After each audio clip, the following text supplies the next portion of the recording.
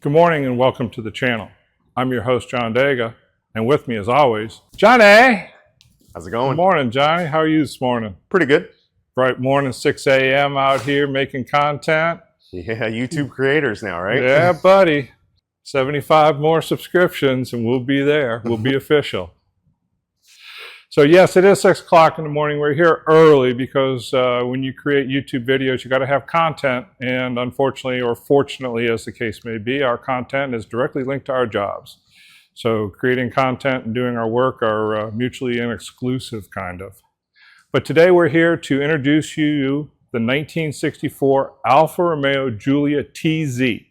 TZ stands for Tubulare Zagato. See, I speak some Italian. Well, I speak most Italian, so. So this car was brought to us by our client and friend, Gary.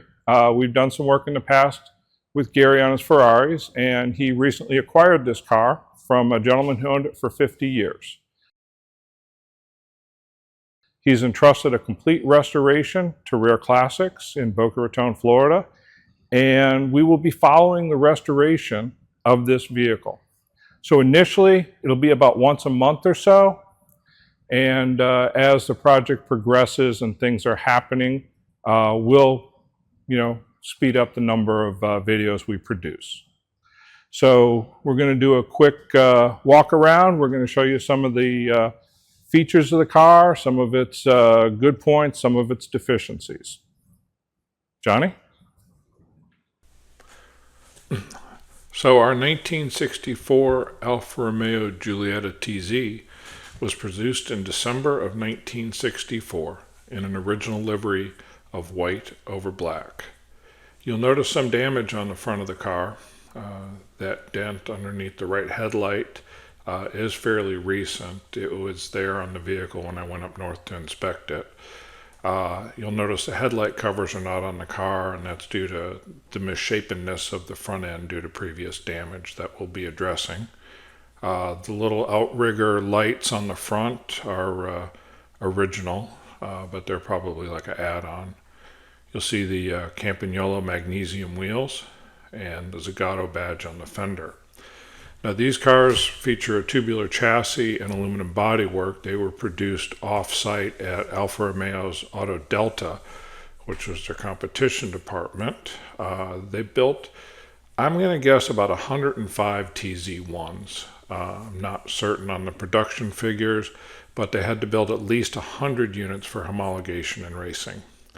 Now you've got the chopped off short tail because they didn't feel the aerodynamics were any better with any more rear end on the car. And if anybody can tell me why there's the hole in the rear valance behind the license plate, please leave a note in the comments.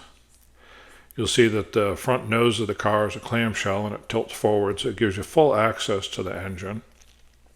Again, you'll notice that this is one of the earlier cars. It's a single plug motor. They didn't introduce the twin plug until March of 65, and this was built in December of 64. Twin Weber, these are 40 millimeter carbs. It's supposed to have 45s on it. We do have the 45s that we'll be restoring as part of the restoration process. You see a little air intake hose there. That number stamped on the back of that headlight access panel is the body company's body number from Zagato. You can see the disc brake there on the front. It does have disc brakes on the rear as well. They're inboard to save weight, or unsprung weight. And it is a four-wheel independent suspension. In addition to the wheels being magnesium, the bell housing is also magnesium, all designed to save weight. The mechanicals on the car come from the Alfa Romeo Giulietta, although that, if you notice, the engine is canted at about a 15-degree angle, and that was to improve airflow through the engine. Interior-wise, it's very sparse. I mean, there's no wind-up windows, no mechanisms, no latches. You get 2 bucket seats, a floor shifter. Now the carpet's a mess in the car. That was, when I inspected the car, I pulled a lot of it out looking for rust or other, hidden damage or clues as to the overall condition of the car. It's got a full complement of Jaeger gauges, which are made in France. There's also a lot of Bosch parts on the car, such as the distributor. So it's almost a world car. at that point. You get a nice wood wheel, probably from Nardi. A couple little buckets, and then, like I said, yeah, the back's kind of tore out. And you can see the plexiglass windows in the rear. Got a lot of weather checks and split on them, and they'll all be remade. Curious used to thumbtacks to hold the headliner up. And these cars were all, they're coach built. They're all assembled by hand. Another thing is this car is sometimes referred to as the baby GTO, baby Ferrari GTO, not the Pontiac. And that concludes our pre-restoration walk around. So even though it's still really early, the sun's starting to come up over the hill. Well, we don't have any hills here in Florida, but the sun's coming up, and we're ready to go for a ride. So, as always, for your entertainment value, 6'2", 275 maybe.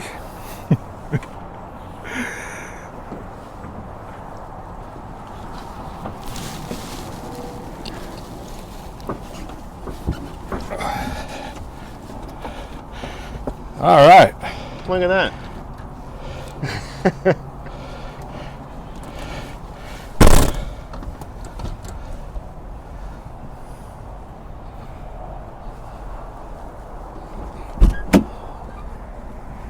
You good in there? Yeah, I'm good, Johnny. Come on. Oh. Oh.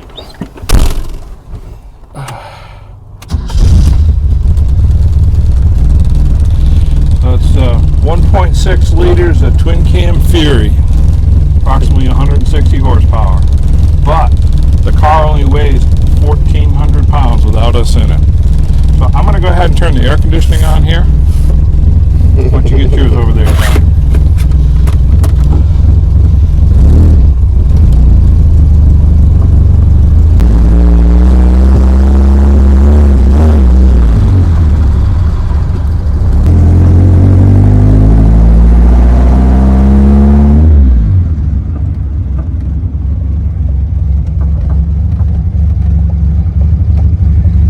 Should note that this is as delivered to us. We haven't done any work on this vehicle yet, except for some testing and documentation. So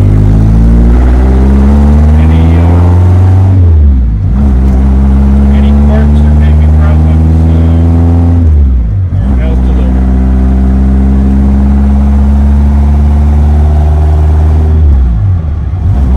We've got a 5-speed here behind our 1.6 liter, and I should note that at 1.6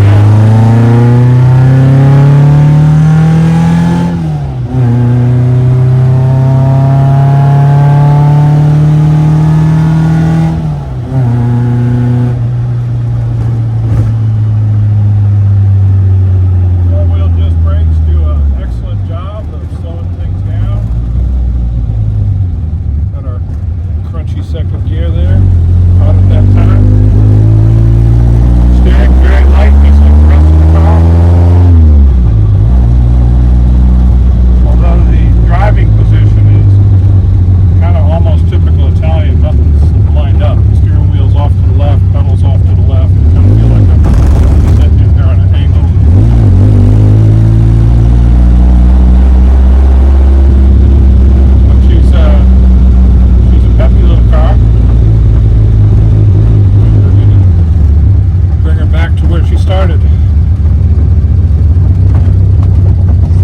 So Johnny, this concludes the driving portion of our video.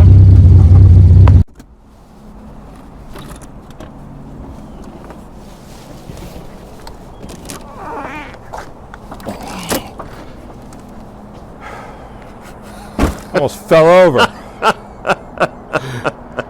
Well, we hope you enjoyed our little video of the 1964 Alfa Romeo Giulia TZ for Jubilare Zagato.